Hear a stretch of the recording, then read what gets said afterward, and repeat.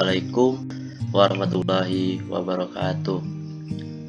Perkenalkan, nama saya Fadila Saputra, NIM F1C32007 dari Prodi Fisika Fakultas Sains dan Teknologi dengan mata kuliah yaitu Teori Relativitas dengan materi yaitu Paradoks Kembar.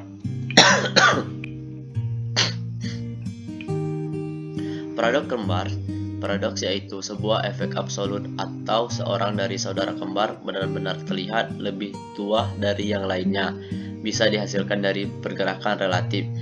Namun, kenyataannya tidak ada kontradiksi dan eksperimen bayangan tersebut dapat dijelaskan dalam lingkup dasar dari relativitas khusus.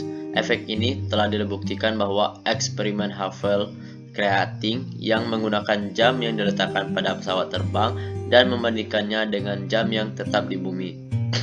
Paradoks kembar atau twin paradox adalah eksperimen bayangan dalam relativitas khusus, di mana dua orang saudara kembar, yang satunya bernama Fadil, melakukan perjalanan dengan roket berkecepatan tinggi dan kemudian kembali lagi ke bumi akan menemukan bahwa saudara kembarnya yang bernama Dillon tetap di bumi lebih tua dari dirinya sendiri.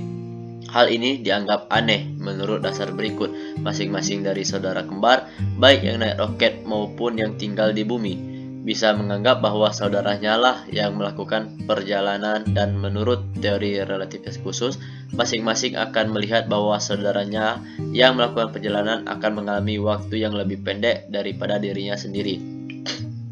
Pada contoh kasus kali ini, untuk materi paradoks kembar, yaitu pada contoh ini terdapat dua orang saudara kembar yang bernama Fadil dan Dillon yang lahir pada tahun yang sama, yang dimana usia mereka berdua yaitu pada Fadil berusia 20 tahun dan Dillon 20 tahun. Lalu kemudian Fadil melakukan perjalanan keluar angkasa menggunakan roket dengan kecepatan 0,8 c terhadap bumi. Pada saat di luar angkasa, Fadil menetap selama 40 tahun jika diukur melalui waktu di bumi. Kemudian pada saat Fadil balik ke bumi, Dillon telah berusia 60 tahun. Maka berapakah umur Fadil pada saat kembali ke bumi?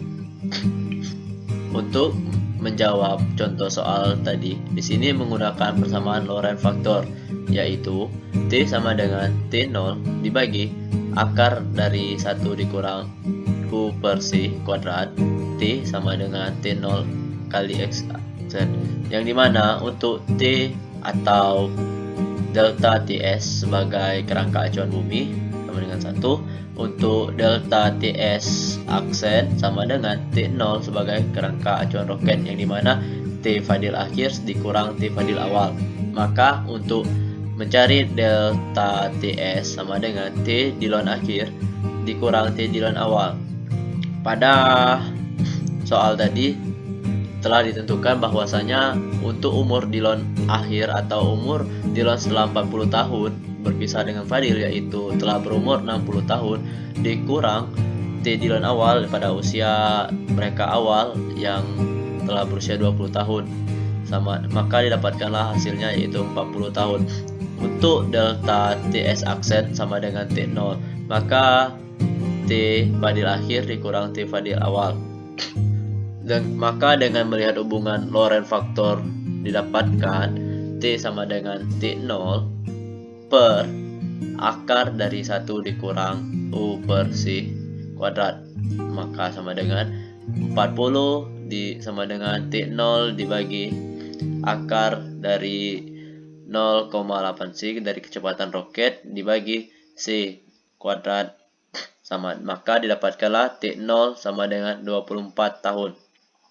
Selanjutnya, untuk mencari umur Fadil sebenarnya pada saat Fadil kembali ke bumi, yaitu T Fadil akhir sama dengan selisih dari kerangka acuan roket atau D delta TS aksen ditambah T Fadil awal, yang dimana selisih dari kerangka acuan roket yang telah didapatkan dan melihat dari hubungan Lorentz faktor tadi, yaitu untuk T0 nya sama dengan 24 tahun dan ditambah umur Fadil awal sebelum ke luar angkasa yaitu 20 tahun.